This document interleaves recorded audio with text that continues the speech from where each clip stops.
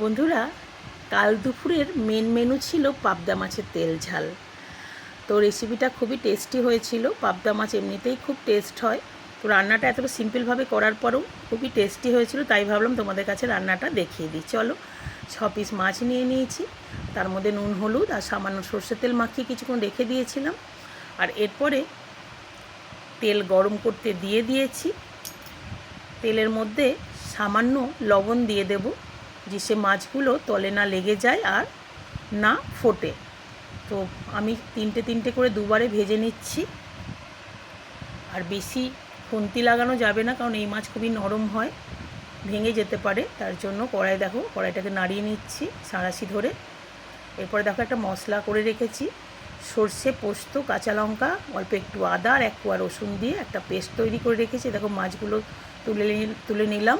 আর এরপরে আবারও 3টে মাছ কড়াইয়ের মধ্যে দিয়ে দিয়েছি। দেখো কী সুন্দর নাড়ানো যাচ্ছে। পাবদা মাছ কিন্তু অনেক সময় কড়াইয়ের মধ্যে লেগে যায়, আর যদি এই লবণটা দেওয়া হয় তাহলে মাছগুলো তুলতে সুবিধা হয়।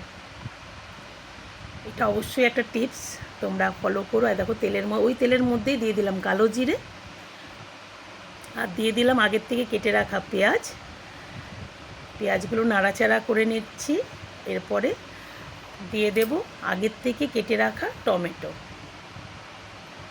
আমি তো এইভাবেই রান্না করি, তোমরা কে কেমনভাবে পাবদা মাছ রান্না করো অবশ্যই জানাবে। দেখো পরিমাণ মতো লবণ দিয়ে দিলাম, যে যতটা মাছ রান্না করবে, যতটা গ্রেভি রাখতে চাও ততটা লবণ দেবে। দিয়ে দিলাম হলুদ, আবারও ভালো করে নাড়াচাড়া করে নিচ্ছি।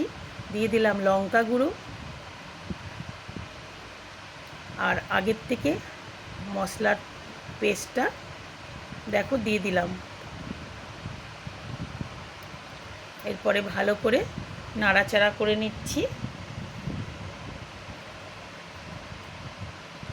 রান্না তো যে যার মতন করতে পারা যায়, তো টেস্টের ব্যালেন্সের জন্য অবশ্যই চিনি দিলাম। তোমরা চিনি দাও কি না সেটাও জানাবে। আর ভেজে রাখা মাছগুলো আমি দিয়ে দিলাম। অবশ্যই মশলার গন্ধ ছেড়ে তেলটা একটু হালকা বেরিয়ে এসেছিলো, মাছগুলো তারপরেই দিলাম।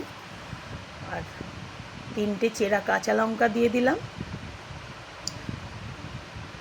দেবো অল্প পরিমাণে জল, তোমরা যে যেমন ঝোল রাখতে চাও, গ্রেভি রাখতে চাও সেরকম জল দেবে।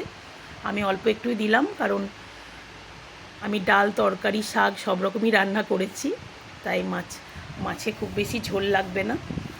আর উপর থেকে সরষের তেল দিয়ে দিলাম, যেহেতু পাবদা মাছের তেল ঝাল।